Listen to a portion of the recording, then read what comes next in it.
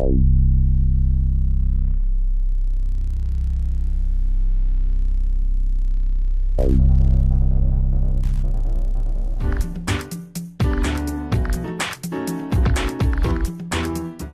you gamble at all? A little bit. You do? What do you like to play? Blackjack. Oh, good choice. I love blackjack myself. If ever you're in a game, though, however, a blackjack game, and somebody comes up to you with a deck of cards that looks like this, I suggest you run the other direction.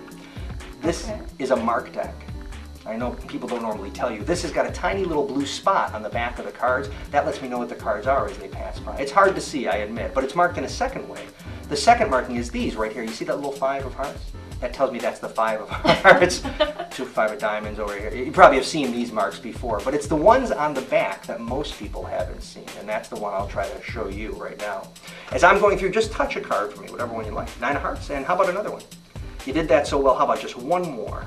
The Jack of Spades. Three cards. Sometimes when there's less cards, it's easier to see the markings on the back. For example, you see the little blue spot there? No. It is hard to see, I admit, but I'll show you the technique. What you do is you stare right at the center of the card and you kind of blur your eyes, squint just a little bit, and if you do a good enough job, I swear you're going to see a blue spot. Okay. You'll see it on the back of that card right there, and you'll see it, of course, on the back of this card right here.